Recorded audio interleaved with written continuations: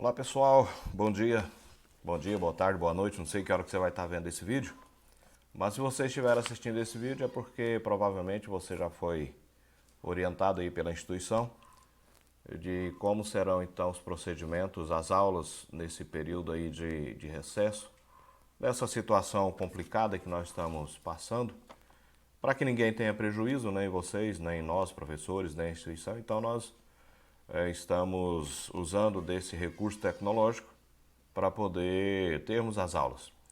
Provavelmente vocês vão ouvir aí ao fundo algum cachorro latindo, uma porta batendo, alguém comentando alguma coisa, porque eu estou gravando esse vídeo no meu escritório, em minha casa, e não é nenhum estúdio profissional, isso é bem amador mesmo. Então, se eventualmente aparecer algum ruído aí, eu espero que não atrapalhe o aprendizado ou o aproveitamento da matéria, tá bom?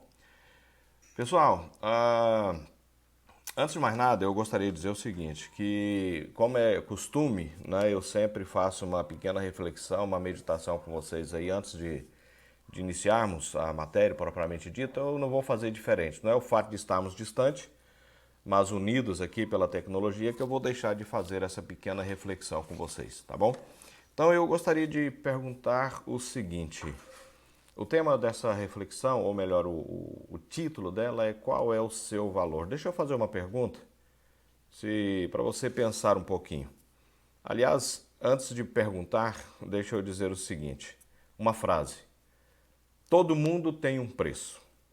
Você concorda com essa frase? Antes de você responder, pense um pouquinho. Todo mundo tem um preço. Será que cada pessoa de fato tem um preço? Um filósofo chamado Nietzsche, um alemão, ele disse em certa ocasião o seguinte: para cada homem existe uma isca que ele não consegue deixar de morder. No entendimento de Nietzsche, todos nós, em algum ponto, nós temos uma fraqueza, nós temos uma tentação, nós temos algo que nós não conseguimos resistir. E também Clarice Lispector, uma escritora, disse o seguinte: vivemos em um mundo onde tudo tem um preço, mas quase nada tem valor. E as poucas coisas que têm valor, poucos sabem valorizar. Veja que nós estamos aqui falando, ela faz aqui um paralelo entre preço e valor. Bastante interessante. E o Barão de Itararé, certa ocasião, disse o seguinte: o homem que se vende recebe sempre mais do que aquilo que ele realmente vale. E aí, com esse propósito, dentro dessa premissa, eu queria perguntar para vocês o seguinte: para você individualmente, qual é o seu preço? Quanto que você vale? Você já parou para pensar nisso aí? Existem duas maneiras de nós fazermos essa pergunta. A primeira maneira é quanto você vale. E aí, quando nós fazemos a pergunta dessa forma, quanto você vale, a coisa que nos vem à mente, quando a pergunta é feita dessa forma, o que vem à nossa mente tem a ver com o seu preço, tem a ver com o nosso preço.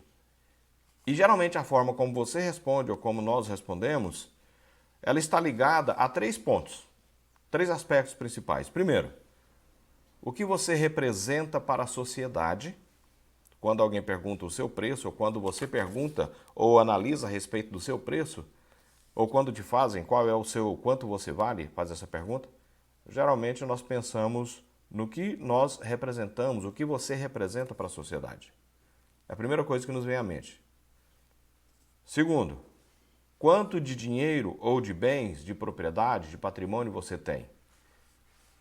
E terceiro, o que as pessoas podem lucrar com você? Isso está relacionado ao seu preço, porque geralmente nós valemos aquilo que nós temos. O que as pessoas podem ganhar conosco, que vantagem elas obterão se estiver conosco, ou se estiver ao nosso lado, se forem nossas amigas, enfim, se trabalhar com a gente. Mas existe uma outra forma de perguntar, fazer essa mesma pergunta, que não é exatamente quanto você vale, mas quando nós perguntamos qual é o seu valor. Aí a coisa muda completamente de figura. Aí a coisa muda o sentido, porque preço não tem a ver com valor.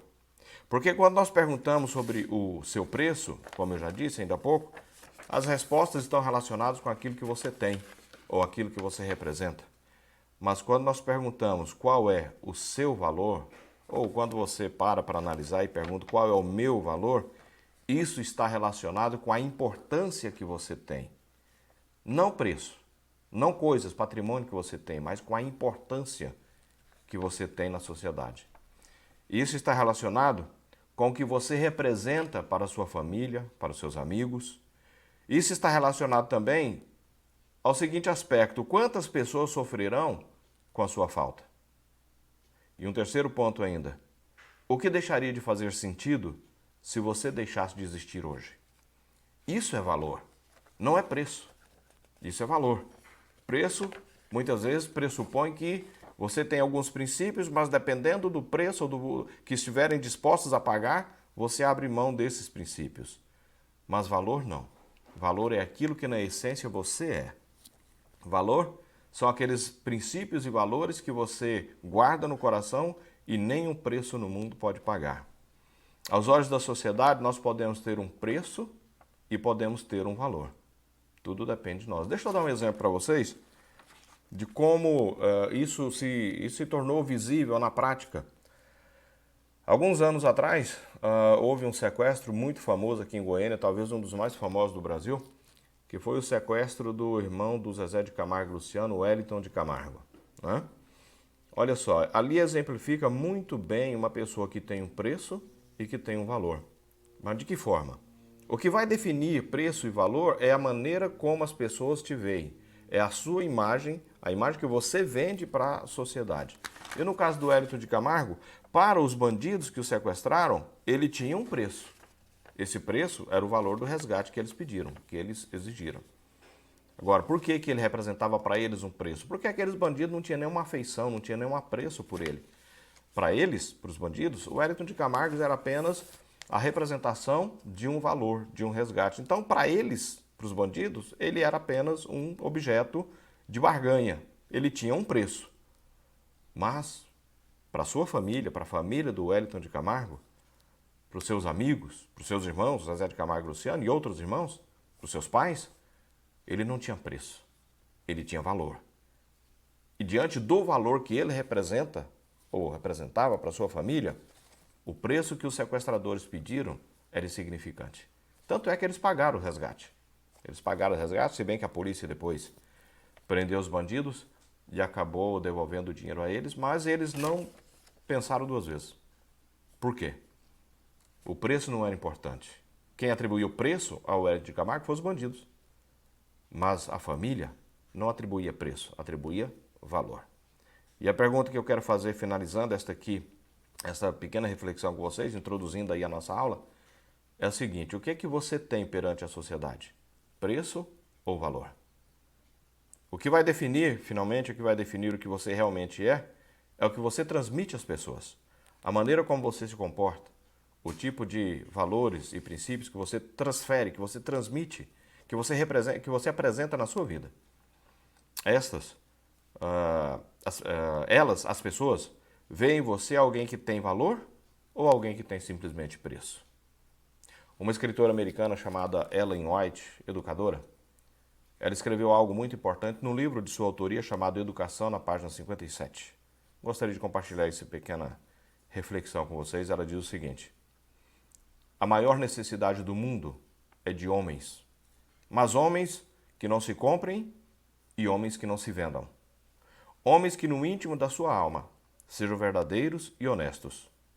Homens que não temam chamar o pecado, o erro, o engano, a mentira, pelo seu nome exato. Homens cuja consciência seja tão fiel ao dever como a bússola o é ao polo.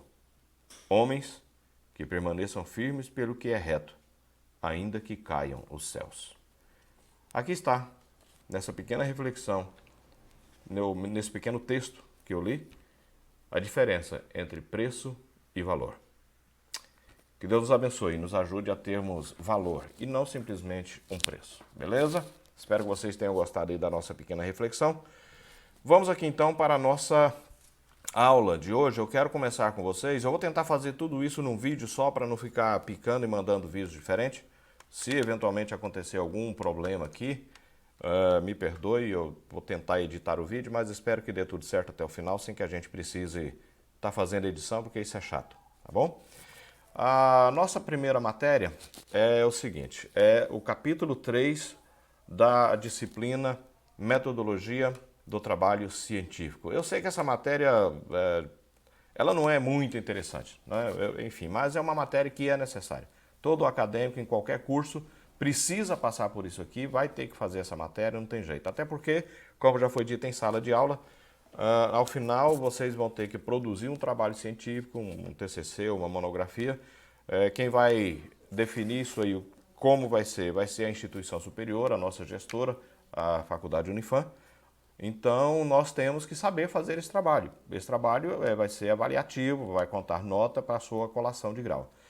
Então, nós vamos começar aqui primeiramente nessa matéria, nessa disciplina, e nós estamos entrando aqui no capítulo 3. Capítulo 3 nós já vimos até agora, né, metodologia, e o capítulo 3 ele vem tratando da caracterização da pesquisa, é onde nós vamos falar sobre pesquisa científica, tá bom?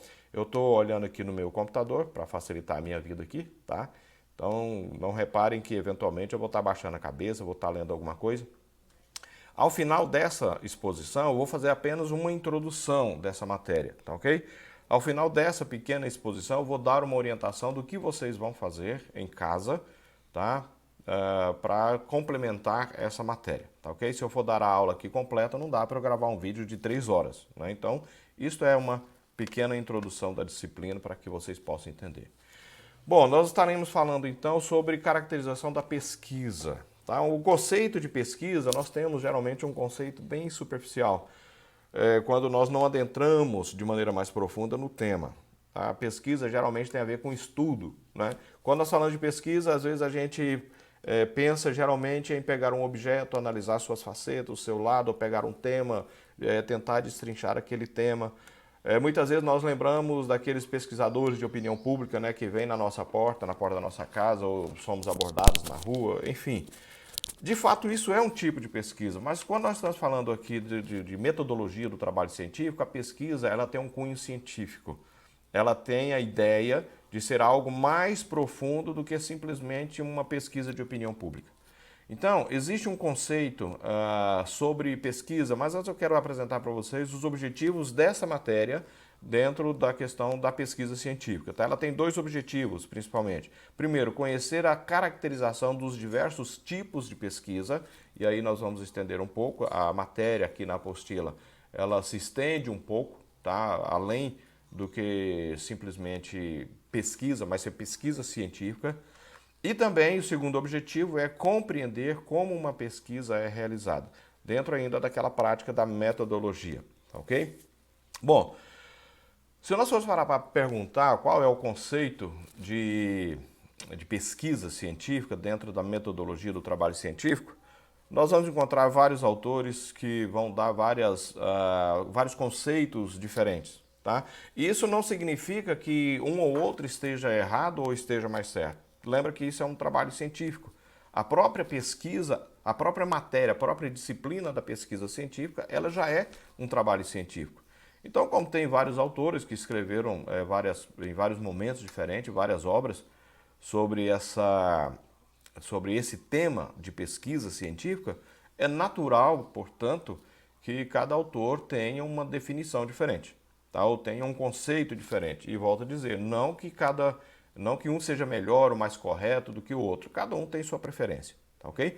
Mas na nossa apostila aqui, ela traz o seguinte conceito, tá? de pesquisa científica. Primeiro, ela diz assim que a pesquisa é uma atividade humana cujo propósito é descobrir respostas para as indagações ou questões significativas que são propostas. Esta é uma parte do conceito, eu vou continuar lendo ele depois, mas eu quero comentar com vocês, lembrando que isso aqui a gente até já comentou um pouquinho em sala de aula. Qual que é o propósito da pesquisa? É descobrir respostas para as indagações. Toda pesquisa, todo trabalho científico, ele começa com uma dúvida, ele começa com um problema. A pessoa, a partir de uma questão, a partir de uma inquietação, vai fazer uma pesquisa, vai buscar um entendimento daquilo ali. E na continuação do conceito diz, para iniciar uma pesquisa, faz-se necessário um problema. que eu acabei de dizer para vocês, para o qual se busca uma resposta ou uma solução através da utilização do método científico. E aqui entra o diferencial de pesquisa científica e pesquisa simples que a gente faz, tá? Quando nós falamos aqui de pesquisa científica, envolve um método científico, não apenas uma prancheta fazendo perguntas, não apenas um pequeno compêndio, um livro, alguma coisa, fazendo um rascunho, uma ementa ou uma pequena resenha a respeito de algo que um autor diz. Existe um método científico para que essa pesquisa seja caracterizada realmente como pesquisa científica, como trabalho acadêmico. Mas o conceito continua, a definição. Muitas vezes não é fácil chegar à solução de um problema. Temos que observar, examinar minuciosamente, avaliar e analisar criticamente para depois sugerirmos uma solução. Lembra que a pesquisa, ela surge, a sua necessidade surge a partir de um problema, a partir de uma necessidade de compreensão de algum problema, algo, uma ideia que é proposta. Mas ao iniciar a pesquisa, quais são os critérios para que ela seja de fato levada a termo e que seja aceita de maneira científica? Essa terceira parte do conceito aqui, ela diz o seguinte, temos que observar, primeiro observar de forma analítica, examinar minuciosamente, essa palavra minuciosamente que dá o teor da importância da pesquisa, não é uma observação superficial, não pode ser algo genérico, tem que ser de maneira minuciosa. Aqui depois aparece mais dois verbos, avaliar e analisar criticamente, ou seja, de maneira crítica, fazer uma avaliação e uma análise de maneira crítica. Crítica não tem aquela conotação popular que nós conhecemos nesse contexto. Crítica não é fazer como é que eu vou usar aqui a palavra? No sentido de criticar, no sentido de achovalhar, no sentido de fazer um comentário negativo. Não é nesse sentido. A crítica, nesse contexto científico, é no sentido de avaliar as possibilidades, o valor, a importância, a aplicabilidade da análise ou da pesquisa que está sendo feita. Bacana?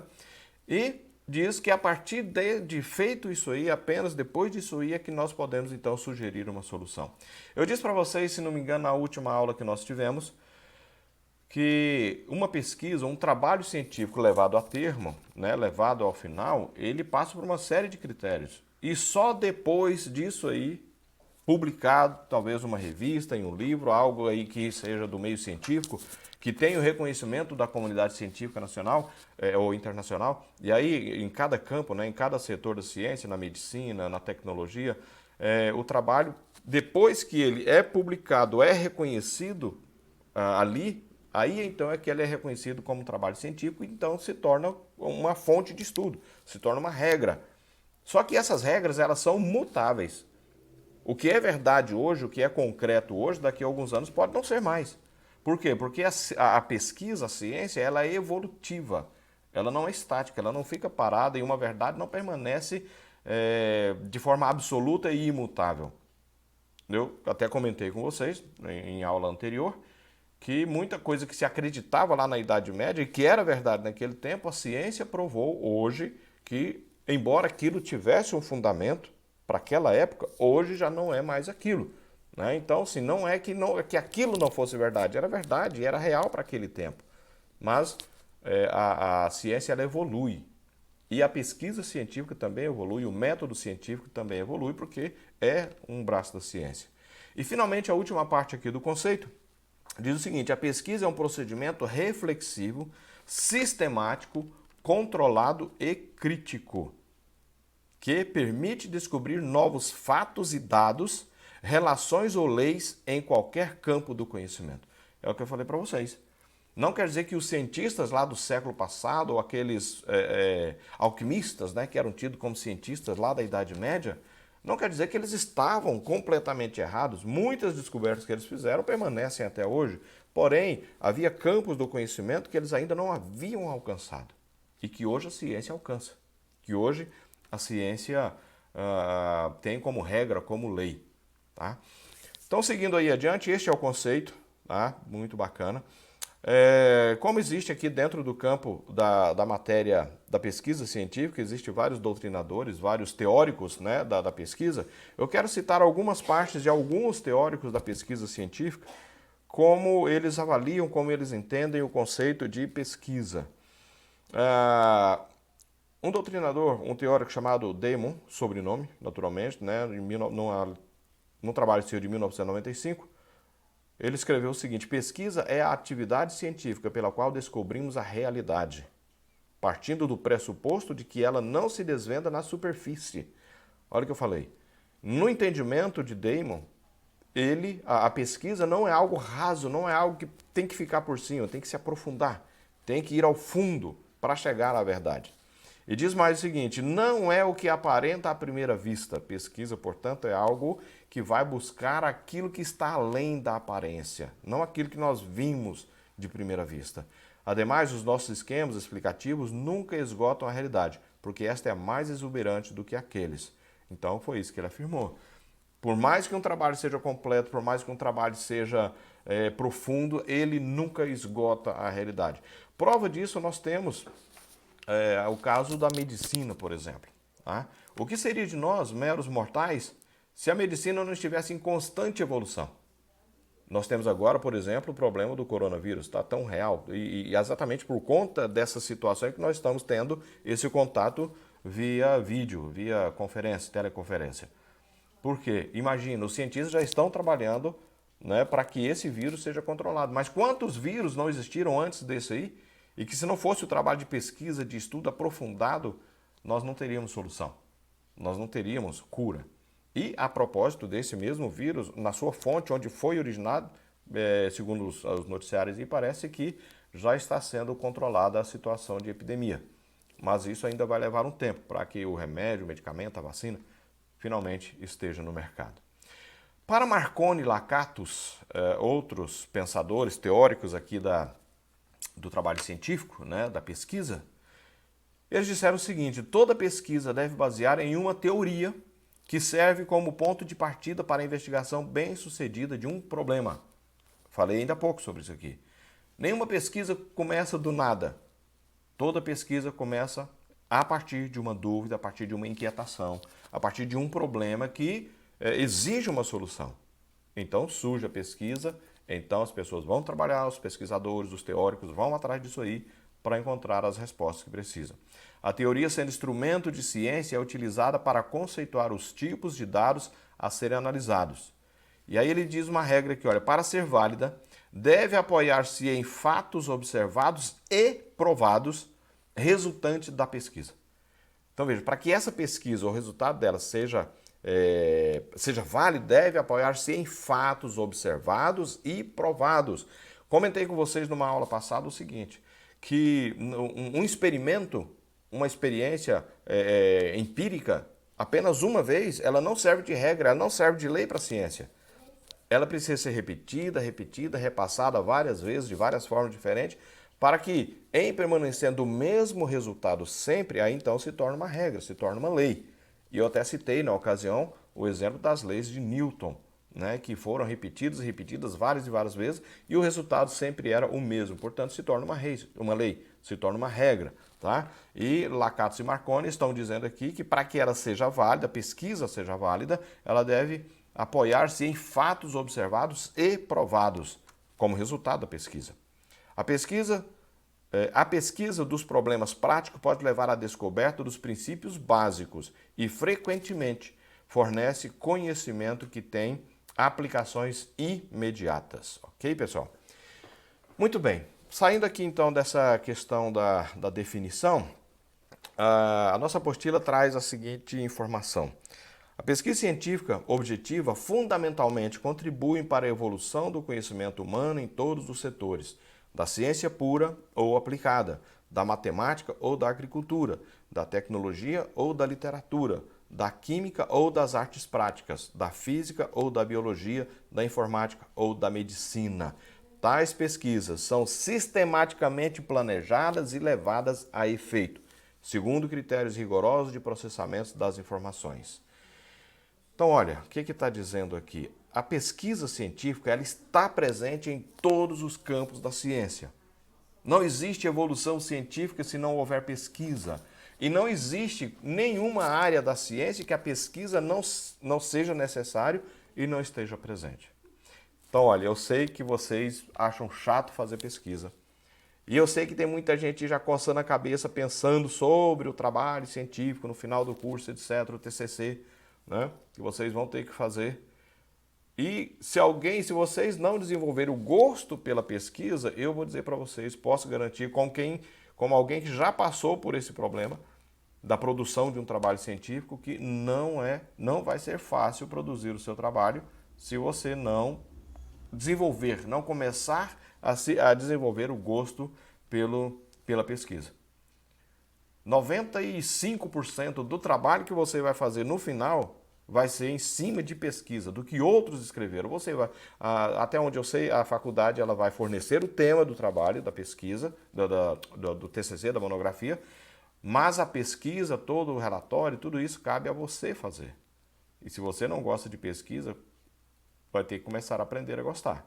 Ou pelo menos desenvolver algum apreço, porque isso vai ser fundamental, necessário no seu trabalho de conclusão do curso, ok? Ferrari, 1974, um outro teórico da pesquisa, disse o seguinte: o emprego indiscriminado do termo pesquisa. Bom, pessoal, eu acabei tendo um pequeno problema aqui com o espaço do meu celular. O espaço acabou, a memória estava pouca, muita coisa. Aí eu tive que dar um break aqui para poder jogar alguma coisa fora e ter mais espaço para continuar gravando aqui essa videoaula. Mas é o seguinte, eu parei naquela parte que eu ia mencionar uma citação do pensador, né, do teórico aí da pesquisa científica, chamado Ferrari.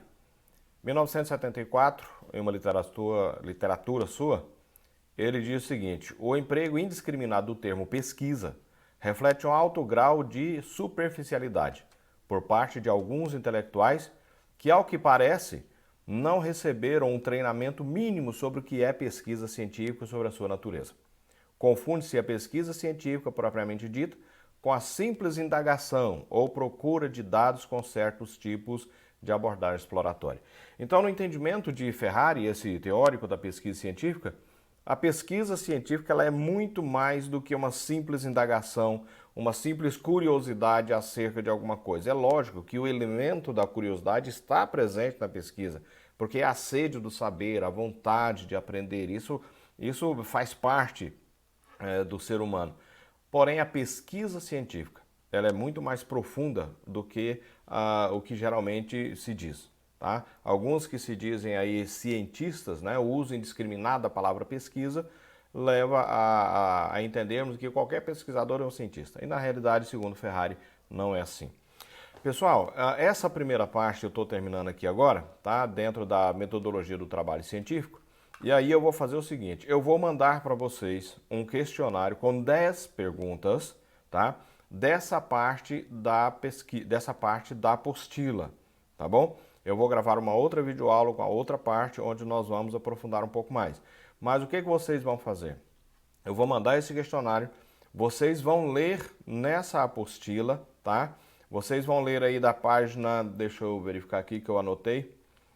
Vocês vão ler a partir da página 47, que é onde nós começamos essa introdução. Vocês vão ler até a página... Deixa eu só confirmar aqui, pessoal. É tudo no improviso mesmo, tá? Eu não separei aqui, então tenham paciência um pouquinho. Vocês vão ler da página 47 até a página 51.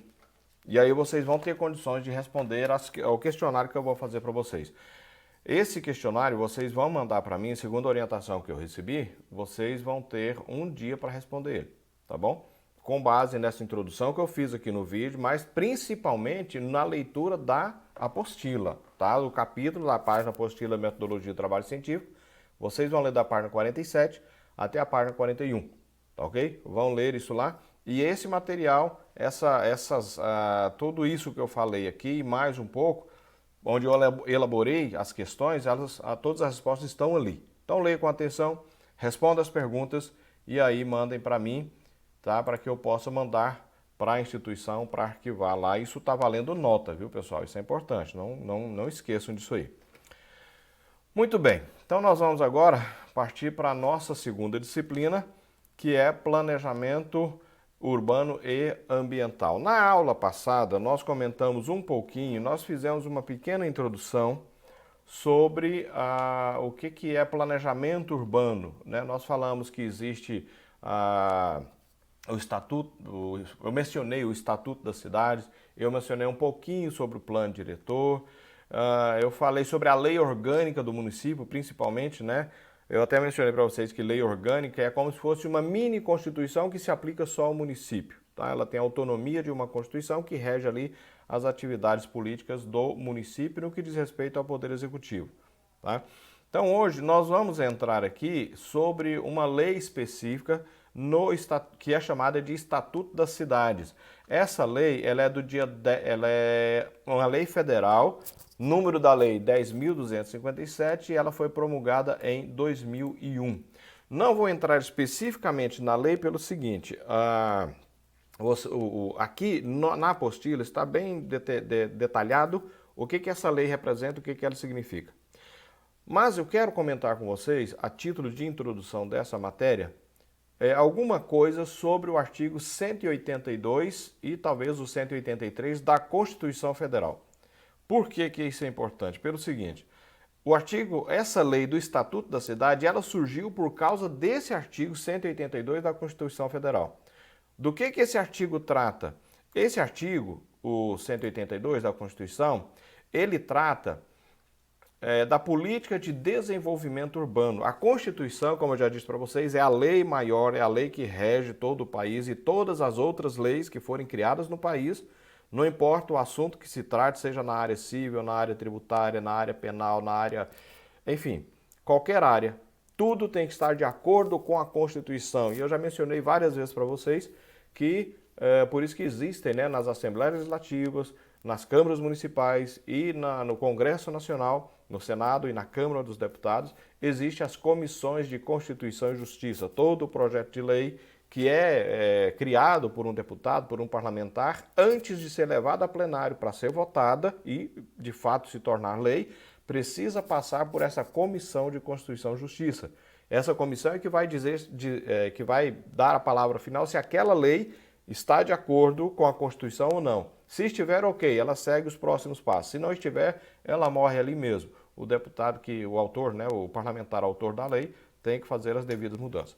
Mas enfim, esse artigo 182 da Constituição Federal trata, como eu já disse, da política de desenvolvimento urbano, ou seja, daquela política que vai fazer a cidade, o município se desenvolver.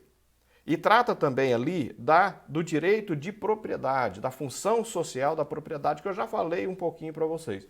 Então, a título de introdução dessa matéria, eu vou comentar um pouquinho com vocês. Deixa eu consertar aqui o celular, que ele está escorregando, quase caindo. Eu quero comentar com vocês aqui o que esse artigo fala, quais são as implicações disso aí no âmbito do direito da propriedade que é assegurado pela nossa Constituição, tá bom? Então, o artigo 182, no seu que a gente chama de caput, né, no seu texto principal, ele diz o seguinte, artigo 182 da Constituição Federal: a política de desenvolvimento urbano, ficou torto aqui um pouquinho, executada pelo poder público municipal, conforme diretrizes gerais fixadas em lei, tem por objetivo ordenar o pleno de desenvolvimento das funções sociais da cidade e garantir o bem-estar de seus habitantes. Deixa eu falar uma coisinha para vocês aqui. Primeiro aqui está dizendo o seguinte, que a política de desenvolvimento urbano é executada pelo poder público municipal, ou seja, prefeitura, na prática, tá? Esse poder público municipal, a prefeitura, é que tem a obrigação de fazer os municípios, tá? De promover o desenvolvimento dos municípios. Para isso, são necessárias diretrizes, é necessário uma lei que diga como é que isso vai funcionar, que vai estabelecer a maneira correta do poder público municipal promover esse desenvolvimento. E aí diz que conforme diretrizes gerais fixadas em lei. Eu já disse para vocês o seguinte, que qualquer autoridade pública, né, prefeito, governadores ou presidente, eles não podem fazer nada que não seja previsto em lei. Isso é o princípio da legalidade, tá? De acordo aí com o nosso direito, direito público, tá bom? Agora, de que forma? Que forma que vai ser feito isso? Qual é o instrumento que vai ser feito esse programa que vai ser desenvolvido, esses programas de desenvolvimento municipal ou urbano? Ele tem dois objetivos, tá? Os instrumentos são alguns que eu vou apresentar aqui um pouco, mas esse sistema, esse plano ou esse desenvolvimento através de leis tem dois objetivos. Primeiro, diz aqui, ordenar o pleno desenvolvimento das funções sociais da cidade. A cidade ela precisa desenvolver, ela precisa crescer, mas o segundo objetivo também é garantir o bem-estar dos seus habitantes. Por isso que precisa ser uma coisa planejada, organizada e definida em lei. Ok, quais são os instrumentos? Eu havia perguntado, né? A Constituição fala que devem ser instrumentos, etc. e tal, mas quais são os instrumentos para que haja esse desenvolvimento da cidade? Que ferramentas que o município tem para fazer isso aí? O que o gestor tem, que o prefeito tem? O parágrafo 1º do artigo 182 da Constituição diz assim: o plano diretor aprovado pela Câmara Municipal, obrigatório para cidades com mais de 20 mil habitantes, é o instrumento básico da política de desenvolvimento e de expansão urbana. Então, a ferramenta legal que a Constituição prevê para que o prefeito, para que o gestor possa fazer o município desenvolver, é uma coisa chamada plano diretor, que é o que nós estamos estudando agora, tá? E esse plano diretor está previsto dentro do Estatuto da Cidade. O Estatuto da Cidade é aquela lei que eu falei para vocês, que eu mencionei, está aqui, a Lei 10.257 de 2001. Porém, dentro do plano diretor existe, aliás, dentro do Estatuto da Cidade existe o plano diretor. Na prática, o que é esse plano diretor? Ele é um instrumento, é o meio pelo qual o prefeito vai ter condições de fazer com que a cidade desenvolva. E ele é obrigatório, de acordo com o parágrafo 1º do artigo 182, para as cidades com mais de 20 mil habitantes. Cidades que têm mais de 20 mil habitantes, o prefeito não pode simplesmente... Bom, pessoal, vamos lá de novo, né? Mais uma vez eu tive que dar uma descarregada no meu celular, mas eu estava dizendo para vocês o seguinte, que cidades com mais de 20 mil habitantes, o prefeito não pode simplesmente fazer o que ele quer, ele tem que fazer... ele tem que submeter os seus projetos, suas ideias à apreciação pública, através de audiências públicas e tudo.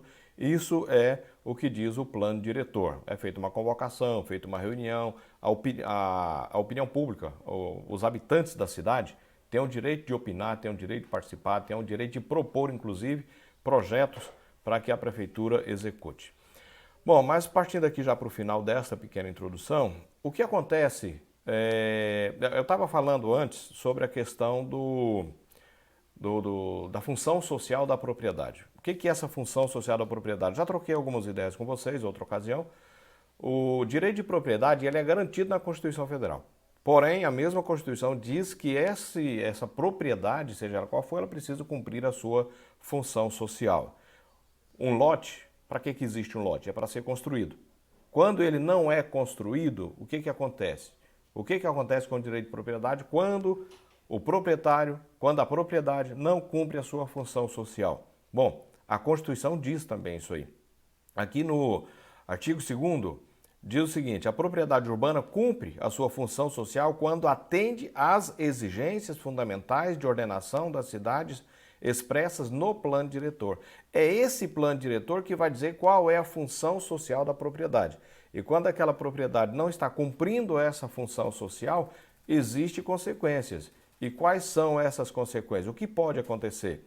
O parágrafo 3 apresenta a possibilidade da desapropriação de imóveis, que é a medida extrema.